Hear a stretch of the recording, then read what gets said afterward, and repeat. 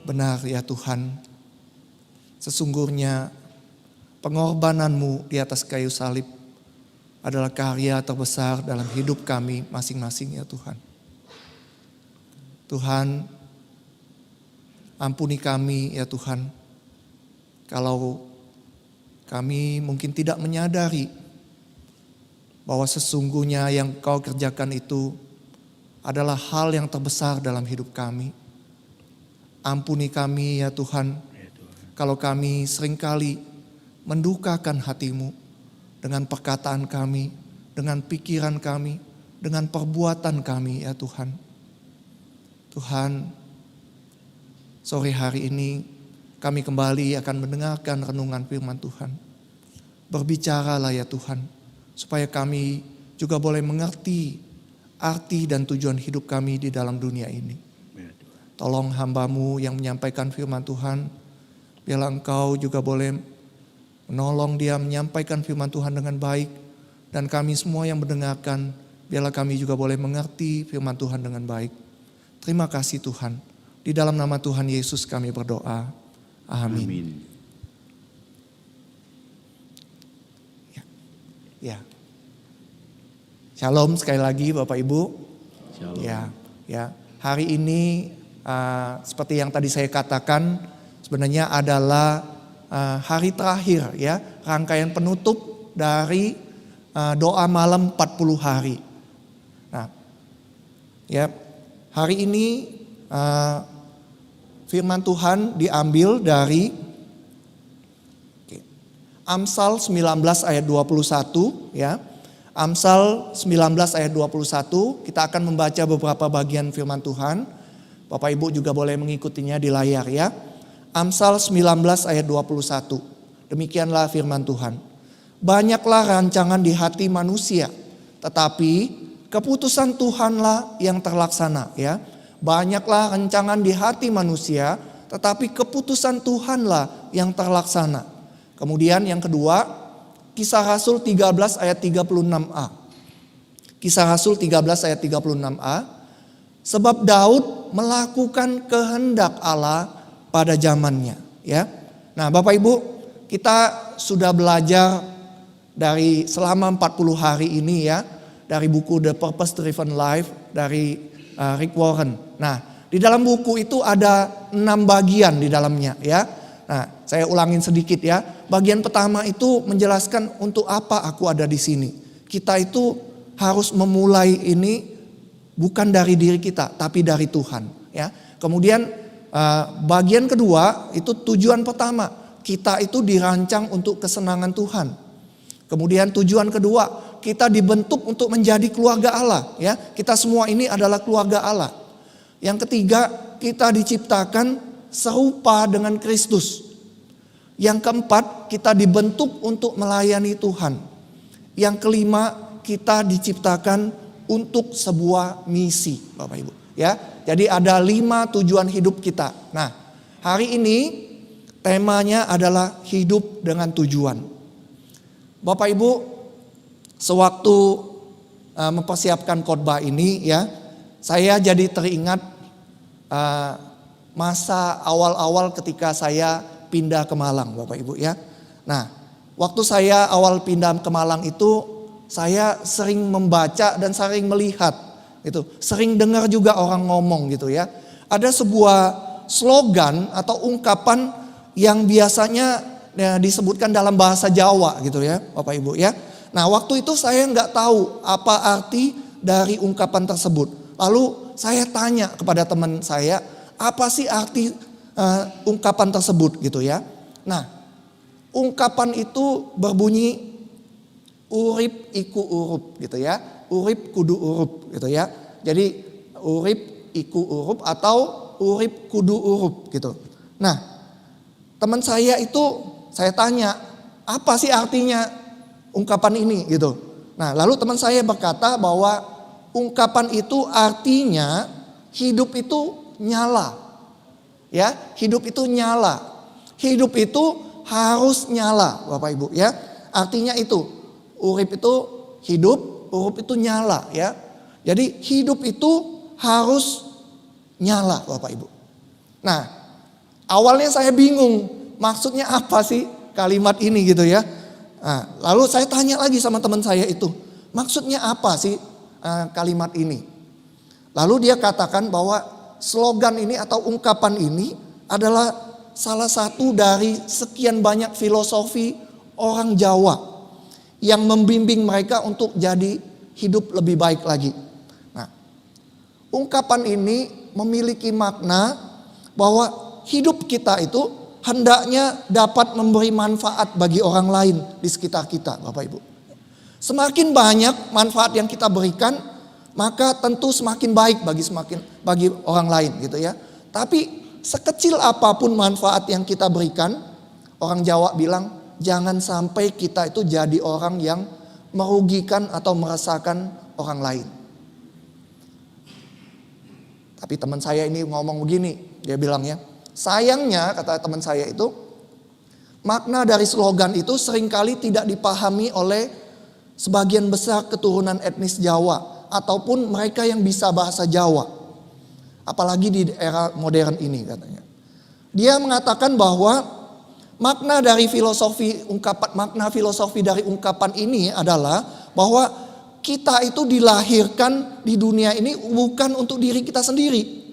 Bukan untuk kita berkuasa, bukan hanya untuk berdiri sendiri.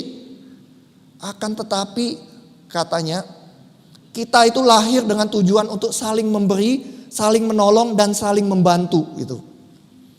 Hidup kita itu, kata teman saya, ibarat api yang selalu menyala dan menyinari setiap langkah manusia ke jalan yang benar. Hidup kita harusnya mempunyai tujuan memberi cahaya terang agar setiap langkah kita dan saudara-saudara kita itu dapat berjalan ke arah kebenaran. Waktu saya dengar teman saya jelasin gitu, saya langsung ingat ya. Sesungguhnya filosofi orang Jawa ini sejalan Bapak Ibu dengan kebenaran firman Tuhan yang kita orang Kristen percayai, bukan? Ya. Kita sudah belajar kebenaran firman Tuhan selama 40 hari ini. Bahwa hidup kita itu harus berarti. Hidup ini bukan tentang diri kita. Hidup kita berarti ketika kita memulainya bersama dengan Tuhan. Kalau Bapak Ibu ingat, saya di awal memberikan ilustrasi tentang seorang anak kecil yang sedang makan kemudian gempa. Ya. Lalu sudah selesai gempa dia bertanya, "Mama, apa yang sudah aku lakukan?" Dia pikir gempa itu disebabkan oleh dirinya. Jadi manusia itu dari awalnya memang secara alami memikirkan dirinya sendiri. Kita sebagai manusia cenderung berpikir bahwa hidup ini adalah tentang kita. Tapi Bapak Ibu, hidup kita berarti ketika kita memulainya bersama dengan Tuhan. Nah, kita juga sudah belajar hidup kita punya tujuan. Tuhan menginginkan kita hidup dengan tujuan yang Dia mau, Bapak Ibu ya. Kita tadi seperti yang saya katakan, kita itu punya tujuan hidup kita. Tujuan yang Tuhan rancang, Tuhan bentuk, Tuhan ciptakan bagi kita. Tuhan menginginkan kita hidup dengan tujuan yang Dia mau.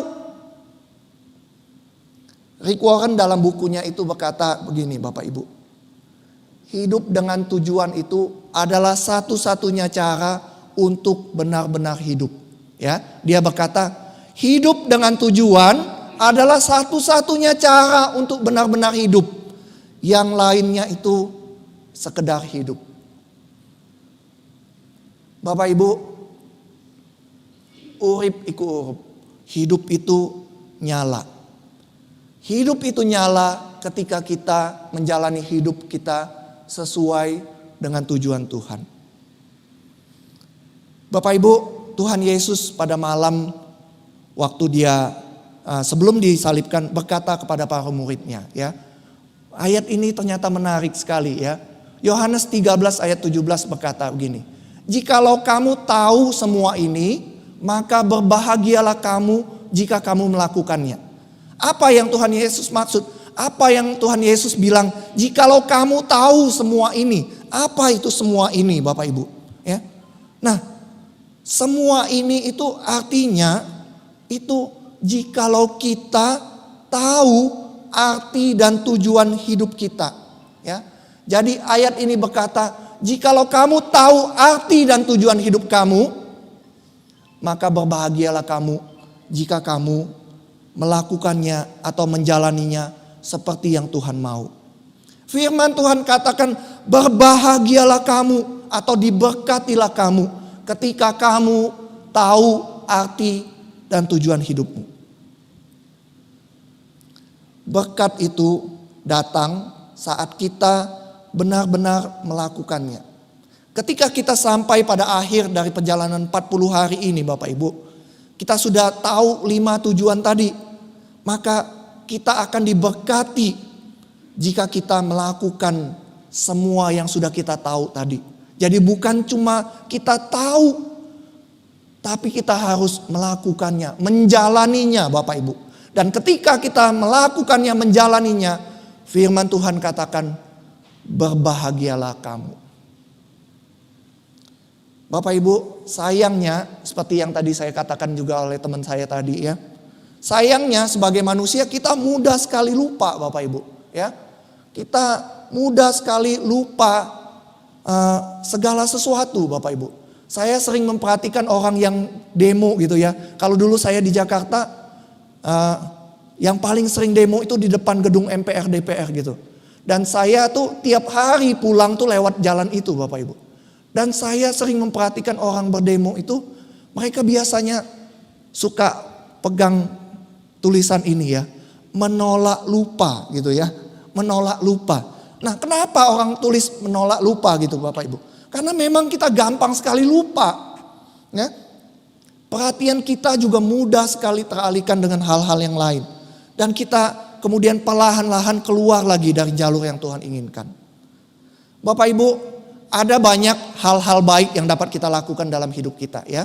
Ada banyak Bapak Ibu. Kita bisa melakukan banyak hal yang baik. Tetapi Bapak Ibu, tujuan-tujuan Tuhan adalah kelima hal yang paling penting yang harus kita lakukan ya. Kita harus bisa membedakan apa yang baik dan apa yang penting Bapak Ibu. Yang baik gak kita lakukan? Baik Bapak Ibu. Tapi kita juga harus ingat ada hal-hal penting yang di atas hal-hal yang baik itu yang harus kita lakukan. Banyak kali hal-hal yang penting itu kadang-kadang seakan-akan kurang mendesak dibandingin hal-hal yang baik. Tapi Bapak Ibu, tujuan-tujuan Tuhan itu adalah kelima hal yang paling penting yang harus kita lakukan Bapak Ibu. Daud berkata di dalam Mazmur 23 ayat 3 berkata, Tuhan menuntun aku di jalan yang benar oleh karena namanya Bapak Ibu. Ya, Tuhan menuntun aku di jalan yang benar oleh karena namanya. Itu sebabnya Bapak Ibu, seperti yang Daud tadi katakan, kita harus terus berdoa meminta Tuhan menuntun kita berjalan di jalan yang Tuhan mau kita jalani. Kenapa? Karena kita gampang lupa Bapak Ibu. Kita gampang lupa dan perhatian kita gampang teralihkan oleh hal-hal yang lain Bapak Ibu. Oleh karena itu Bapak Ibu, kita harus terus berdoa meminta Tuhan supaya Tuhan menuntun kita di jalan yang Tuhan mau. Ya. Selain itu Bapak Ibu, nah ini yang nanti akan kita lakukan Bapak Ibu ya. Bapak Ibu tadi sudah mendapat sebuah amplop yang berisi kertas. Nanti kita akan tulis ya. Nah kita harus membuat sebuah pernyataan tujuan hidup. Ya, kita harus membuat pernyataan tujuan hidup. Nah, apa itu pernyataan tujuan hidup ini? Ya, nah, Bapak Ibu, pernyataan tujuan hidup itu adalah sebuah kalimat pernyataan, kalimat ya, kalimat pernyataan yang merangkum semua tujuan-tujuan Tuhan untuk kehidupan kita secara pribadi, Bapak Ibu. Ya, jadi ini semacam tekad atau komitmen kita untuk terus hidup di dalam tujuan yang Tuhan mau. Ya, pernyataan Tuhan itu menunjukkan arah hidup kita Bapak Ibu ya. Kemudian mendefinisikan sukses itu seperti apa sih yang kita harus tahu. Apa peran kita di dalam dunia ini? Cara Tuhan apa yang Tuhan tetapkan bagi kita untuk melayaninya. Bapak Ibu, nanti kita akan menulis dengan kata-kata kita sendiri. kita meneguhkan komitmen kita kepada tujuan-tujuan yang Tuhan mau kita jalani. Bapak Ibu, pernyataan tujuan hidup ini penting sekali Bapak Ibu. Kenapa saya katakan penting sekali? Karena suatu hari Tuhan akan mengevaluasi apa yang kita lakukan dengan hidup kita. Apakah kita menempatkan Yesus di pusat kehidupan kita? Apakah kita mengembangkan karakternya? Apakah kita mendedikasikan hidup kita untuk melayani Tuhan? Apakah kita berusaha untuk menjadi serupa dengan Tuhan? Pernyataan tujuan hidup ini merangkum semua hal yang penting itu Bapak Ibu. Rasul Paulus berkata, tujuan kami adalah mencapai apa yang Tuhan rancang bagi kami. Seharusnya tujuan kita itu adalah mencapai apa yang Tuhan rancang bagi kita semua Bapak Ibu. Bapak Ibu, dari kecil saya sangat mengagumi Daud Bapak Ibu ya. Kenapa saya katakan saya kagum dengan Daud ya, selain Tuhan Yesus tentunya, tokoh Alkitab yang paling saya kagumi itu ialah Daud Bapak Ibu. Kenapa demikian? Karena berulang kali di dalam Alkitab Tuhan menyebut Daud itu sebagai seorang yang berkenan di hati Tuhan. Nah Bapak Ibu kan tahu apa yang dilakukan oleh Daud bukan? Ya, kita tahu ya, dia berselingkuh ya, berzina, bukan berselingkuh, berzina ya. Kemudian untuk menutupi dosanya dia merancang sesuatu yang jahat, membunuh istri Batsheba, suami Batsheba ya. Kemudian Bapak Ibu, kita tahu juga dia buat banyak sekali kesalahan Bapak Ibu. Dan Daud juga gagal mendidik anaknya dengan baik gitu ya. Anak-anaknya itu saling membunuh, anaknya melakukan kudeta kepada dirinya. Anaknya itu dicatat di Alkitab meniduri gundiknya di depan orang banyak Bapak Ibu. Seperti itulah hidup Daud Bapak Ibu. Tetapi herannya, walaupun demikian hidup Daud di hadapan orang-orang, Tuhan selalu berkata, Daud adalah seorang yang berkenan di hatiku. Ketika dia menegur raja-raja Israel gitu ya, ketika dia menegur bangsa Israel, Tuhan tahu nggak? Selalu ngomongnya begini, kamu itu tidak seperti Daud hambaku. Kamu itu tidak seperti Daud hambaku. Kamu tidak seperti Daud hambaku. Berulang kali dia mengatakan demikian Bapak Ibu. Nah, semuanya itu menunjukkan bahwa Tuhan tidak menyesali bahwa dia memilih Daud. Berbeda sekali ketika Tuhan ngomong, aku menyesal memilih Saul. Ya. Nah, Bapak Ibu, mengapa demikian berkenannya hati Tuhan kepada Daud? Ya. Mengapa Tuhan itu demikian berkenan kepada Daud, Bapak Ibu? Nah, saya awalnya juga tidak tahu, Bapak Ibu ya. Saya cuma sekedar mengagumi. Saya berpikir, oh, Daud itu banyak melakukan banyak hal buat Tuhan, sehingga Tuhan berkenan, Bapak Ibu. Nah, tapi dari buku Rick Warren ini, saya kemudian mendapatkan jawabannya, Bapak Ibu. Ya. Kisah Rasul 13 ayat 36 ini berkata, sebab Daud melakukan kehendak Allah pada zamannya. Sebab Daud melakukan kehendak Allah pada zamannya, Bapak Ibu. Nah, apa maksud dari kalimat ini, Bapak Ibu? Daud melakukan kehendak pada zamannya. Maksud dari ayat ini adalah Daud itu sepanjang hidupnya, sepanjang umur hidupnya itu mendedikasikan hidupnya itu untuk menggenapi tujuan Tuhan di bumi ini. Ya, dia mempersembahkan hidupnya, seluruh hidupnya itu untuk melakukan atau menggenapi tujuan Tuhan di bumi ini. Dan itu Bapak Ibu yang membuatnya hidupnya berkenan di hati Tuhan, Bapak Ibu. Itu rahasianya Bapak Ibu.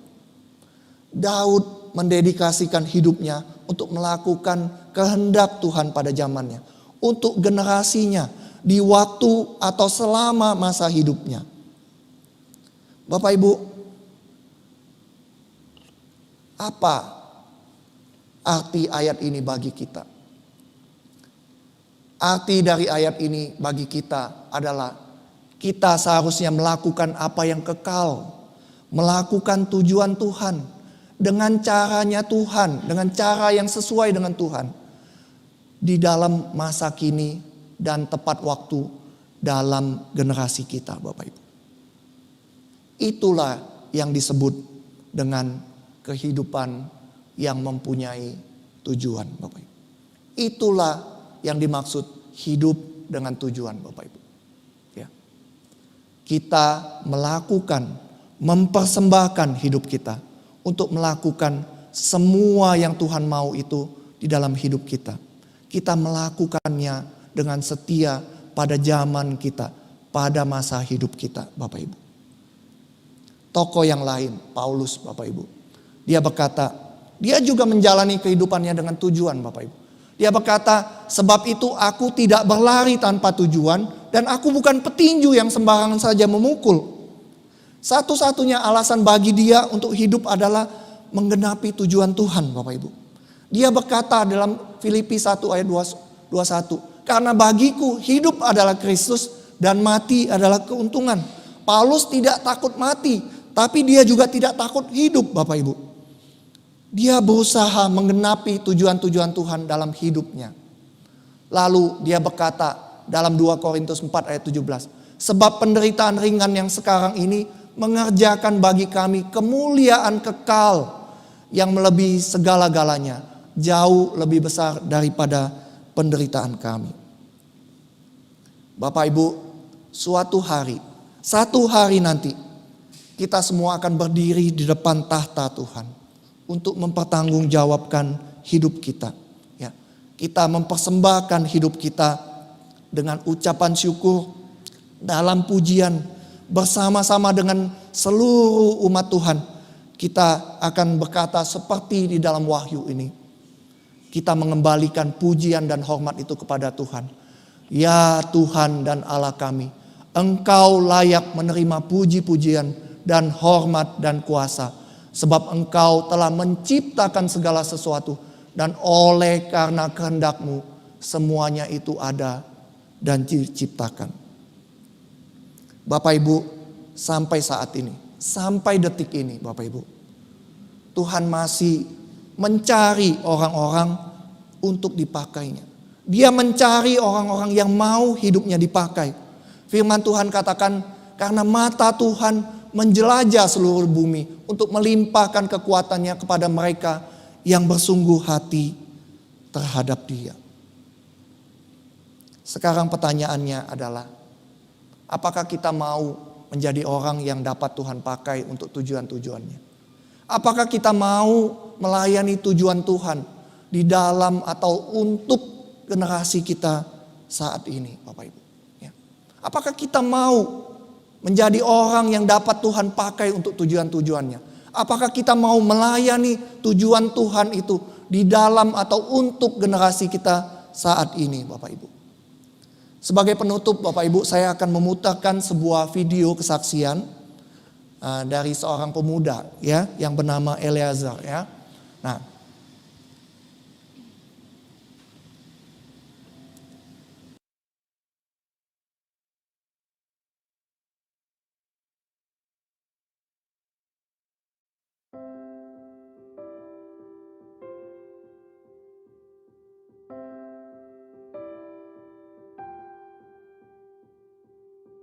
Halo semua, namaku Eleazar Evan Mulyono, teman-teman biasa panggil aku Ezer.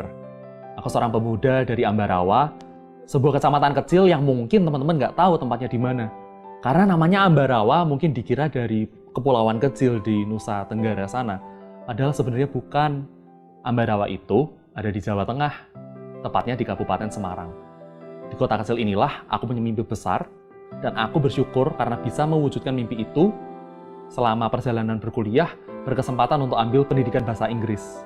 Dan selama berkuliah itu pula, aku bisa ikut program kampus mengajar dan juga ISMA, yang memungkinkan aku untuk bisa mengambil kuliah di Boston, Amerika Serikat.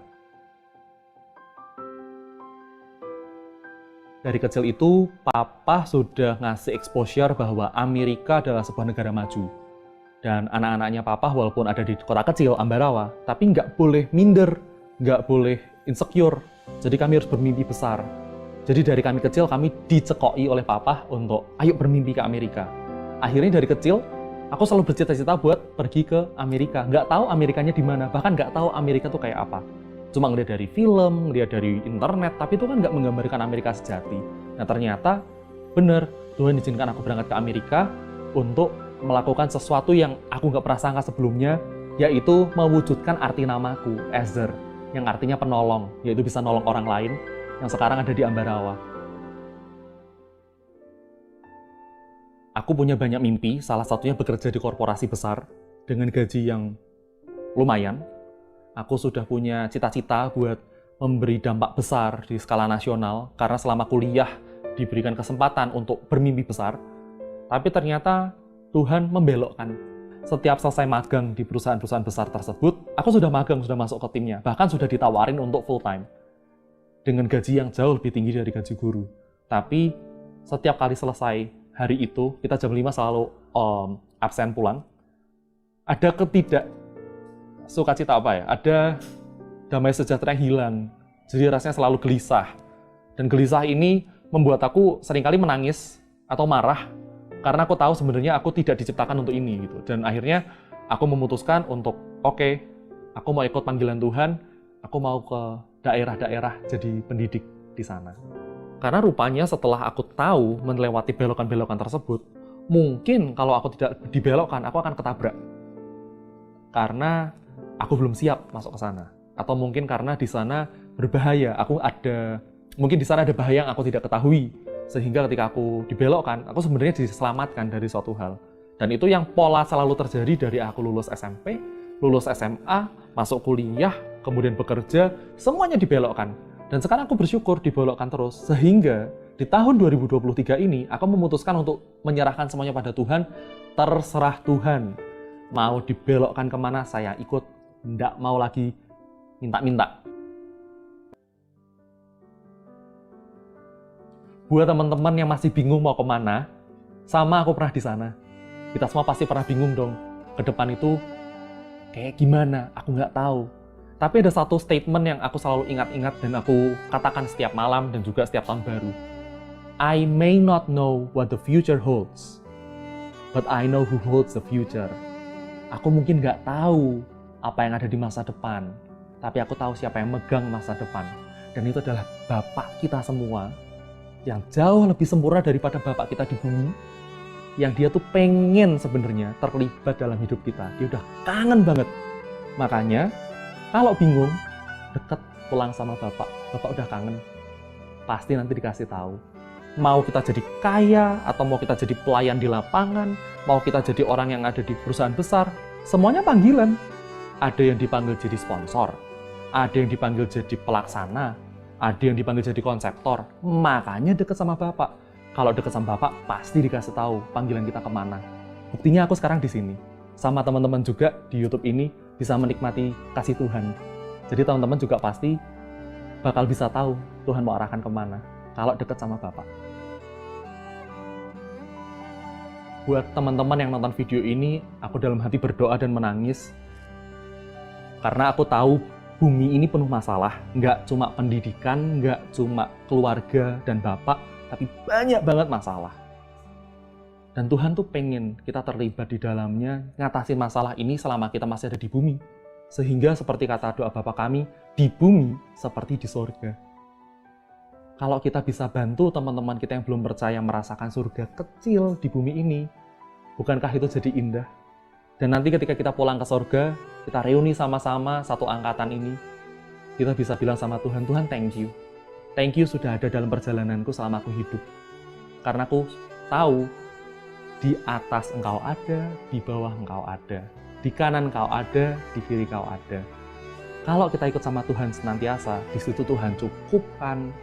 Dan Tuhan akan pimpin kita, punya sukacita yang gak habis-habis. Karena Tuhan lebih besar dari ketakutan, gaji, dan semua masalah kita. Thank you.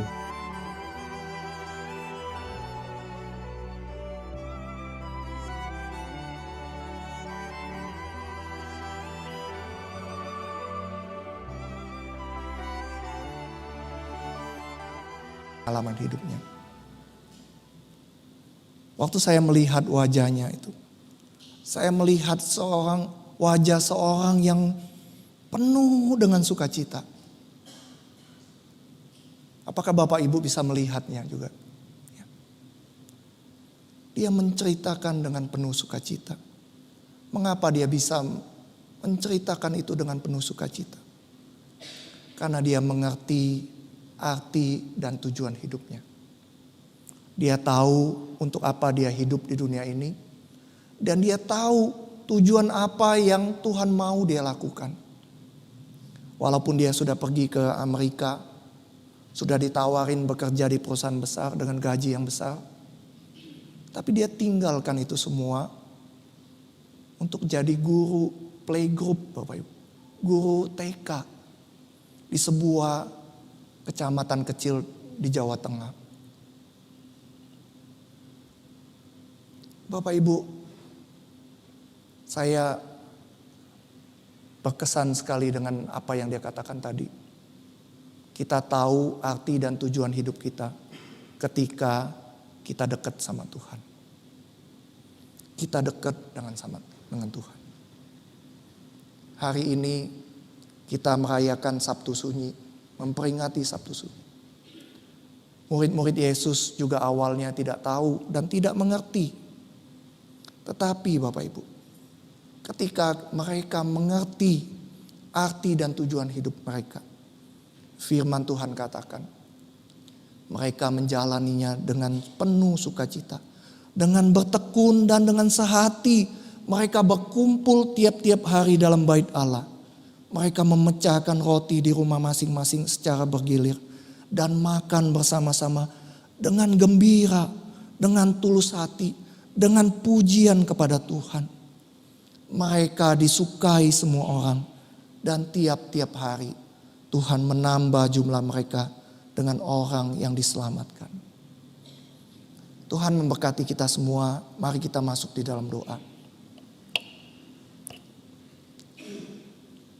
Sebelum kita masuk di dalam doa, saya mengundang Bapak Ibu untuk menyanyikan lagu ini.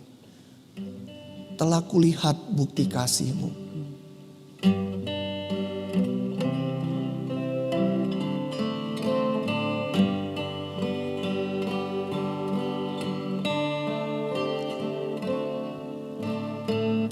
Telah kulihat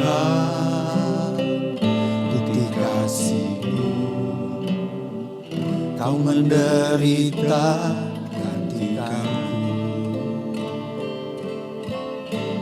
Dengan darah-Mu Kau selamatkanku.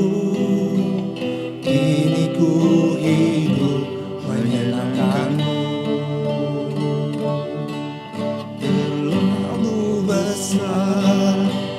Kasih-Mu Bapa, pengorbanan yang Kau berikan bagiku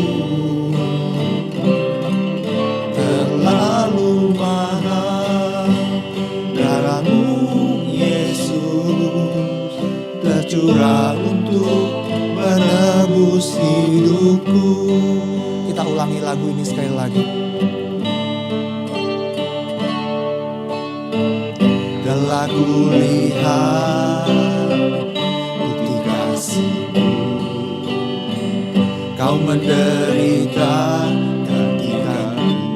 Dengan darah-Mu ya Tuhan, dengan darah-Mu Kau selamatkanku. Kini ku hidup menyenangkan. Terlalu besar, terlalu besar kasih-Mu Bapa, pengorbanan yang Kau berikan bagiku terlalu mahal. Darah-Mu Yesus tercurah untuk menebus hidupku.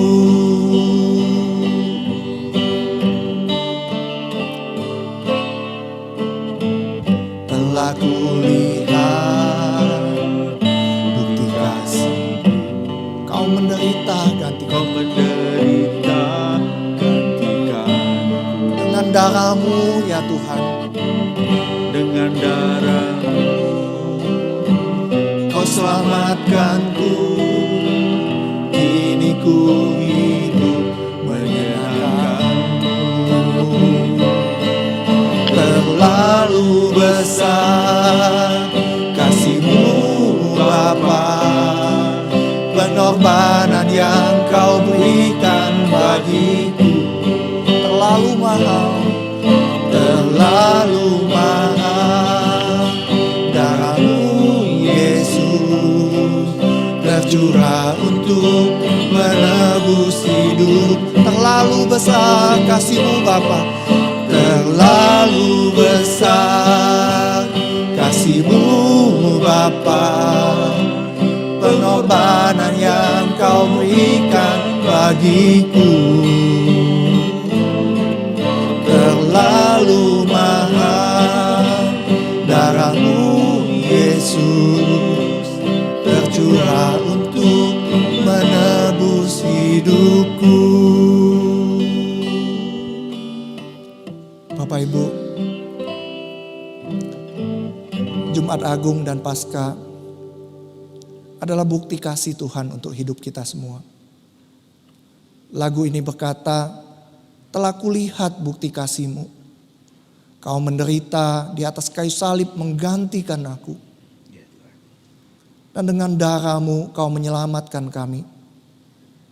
Lagu ini berkata, terlalu besar kasih Bapa itu. Pengorbanan yang diberikan, darah yang tercurah untuk menebus hidup kita.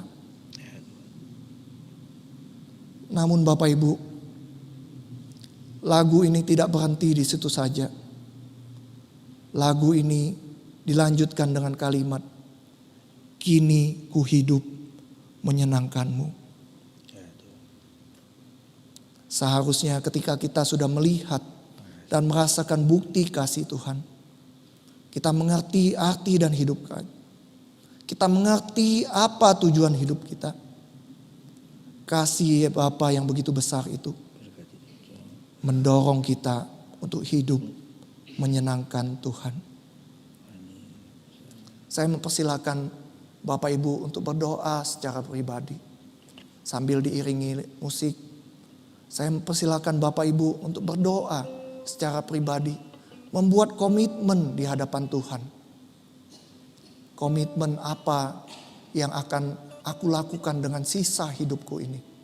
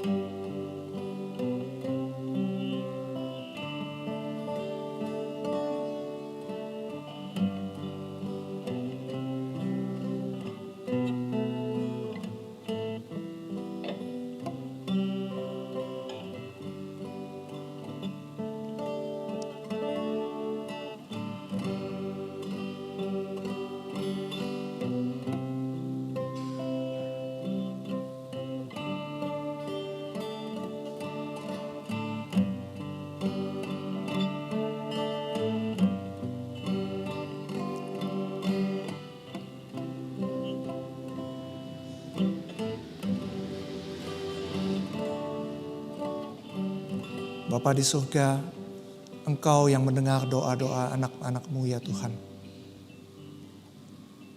Engkau mendengar seruan hati kami ya Tuhan. Kalau saat ini ya Tuhan, ada di antara kami yang belum mengerti arti dan tujuan hidup.